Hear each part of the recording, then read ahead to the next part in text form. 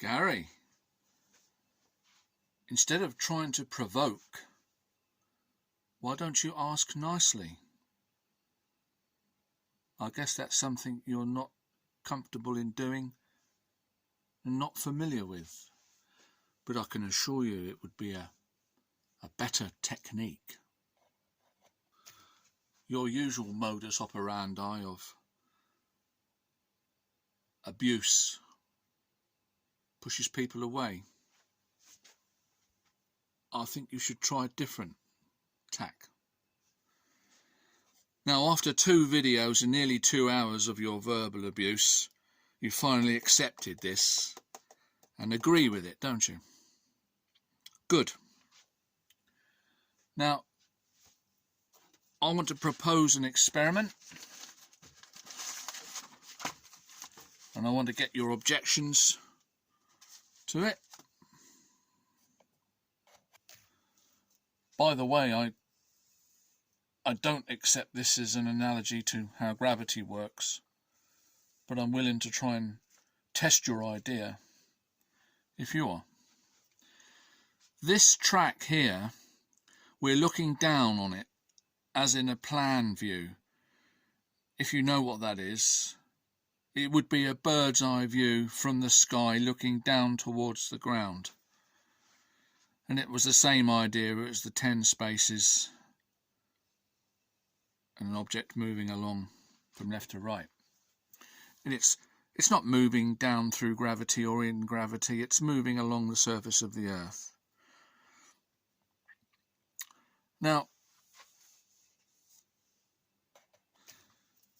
we agreed in the last video that if this little distance here was 1 mile and we were going at 1 mile an hour, we would cover that distance in 1 hour, and we would collect so much gravity. If at a different velocity, at 10 times the velocity say, we would cover 10 miles in 1 hour, and we would only collect 1/10 of the gravity in covering this distance here.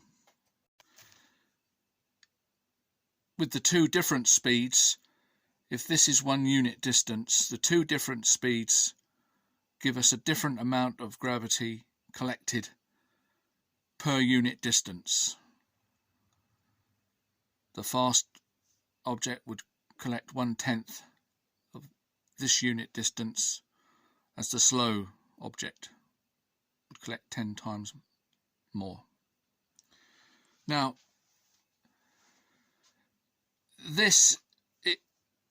what would happen, remember we're looking down on this, Gary, this is a plan view. If we curved this, to start with, let's say, as you say, that imagine these were individual scales. So we're looking down on the top of the scale, and you say the faster you move across them, the less weight they would register. Now, how about then if we were to turn these into a circle? Like this. So this is a plan view of this series of scales, but turned into a circle. Now I know there's only 8, but imagine that there's the same amount in this circle, 10 say. Do you have an objection with that to start with? Would that somehow, the object is still moving through the gravity as it is here? In here it's going in a linear left to right, here it's curving. What I'm getting at is, would this not, the faster we move the object around in a circle, would each scale not register less weight, as you suggest? If that's the case, what about, because I haven't got that many scales, what about if this circle represented the top pan of this scale? This is an elevation view from the side, if you like, and this top bit, now we're looking down on it, We would see this without the segmentation, just a circular scale pan. And would it not be true, Gary, still, the faster the object moves, the less weight per unit distance would be registered on the scale? I don't know whether you have any theoretical objections to that, because what I'm thinking is I could do this experiment. I could have some kind of, I'm thinking of a power drill, say, with an arm, with a substantial weight that would roll on a bearing,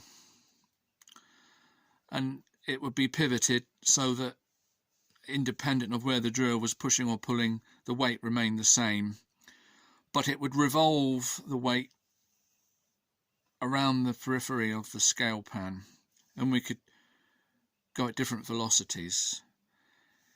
It would be covering a unit distance in different times, therefore should register a different weight. Are you with me? What would be your objections to that experiment,